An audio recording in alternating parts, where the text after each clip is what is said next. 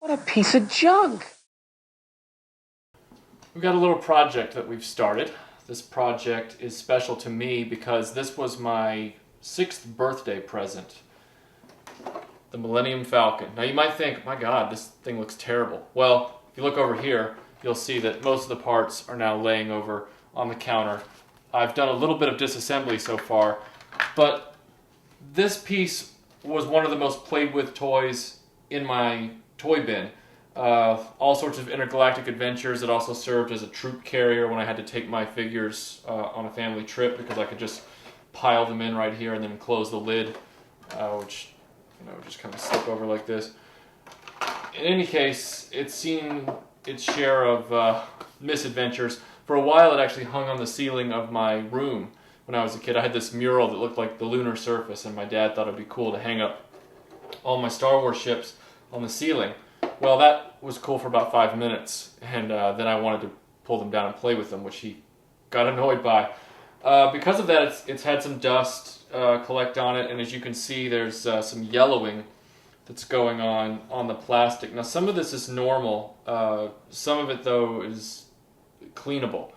But the first step in restoring a Millennium Falcon, or any toy for that matter, is disassembly.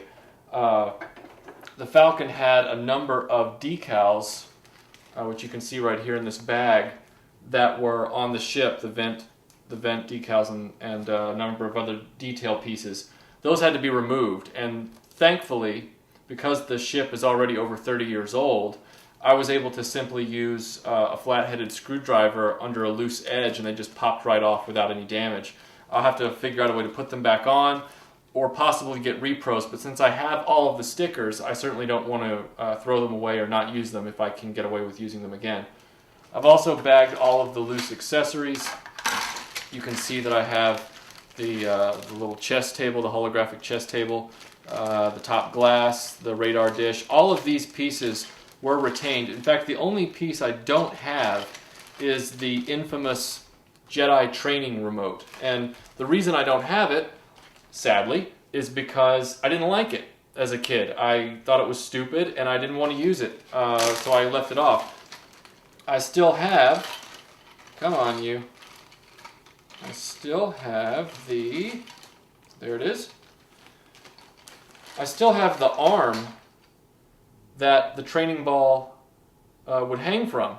I liked that part, but I didn't like the other part, and I thought it didn't belong to Han Solo, so I didn't put that little ball in there. I felt like that was something Obi-Wan brought with him, so I felt like it wasn't part of the Millennium Falcon, and I just didn't like this fishing line thing hanging there, so I'm going to have to get one of those to replace it with, which is a bummer since that's the most valuable loose piece of the Millennium Falcon.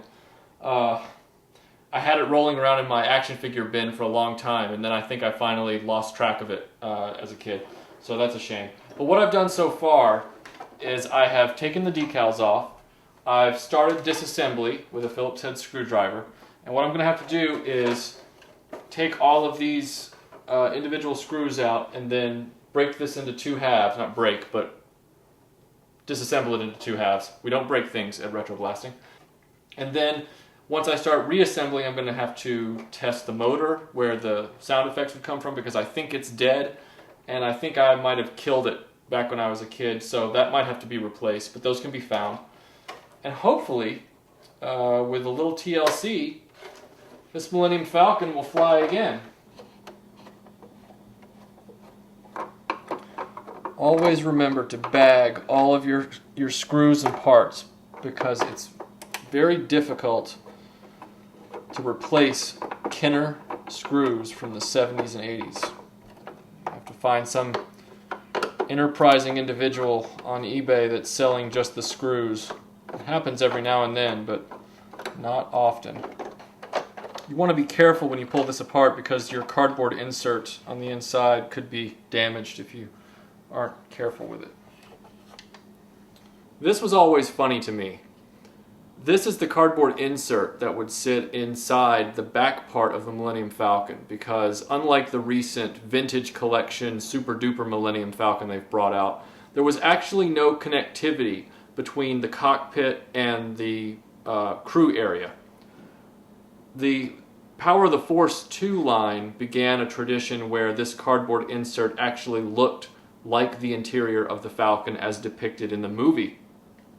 As a kid, it always weirded me out that this piece didn't have a picture of the tunnel that led to the cockpit. It seemed like they were trapped inside the back of the Falcon with no real way out. I always thought that was kind of funny. There was a time when I was delusional and I thought, well, if I ever restore my childhood Falcon, I'll keep this for posterity and then find a cardboard insert from a Power of the Force one and put it in there to make it more accurate. But that's dumb. I mean, why don't I just buy a Power of the Force one? Which I wouldn't, because the exterior of that one is repainted and it's ugly.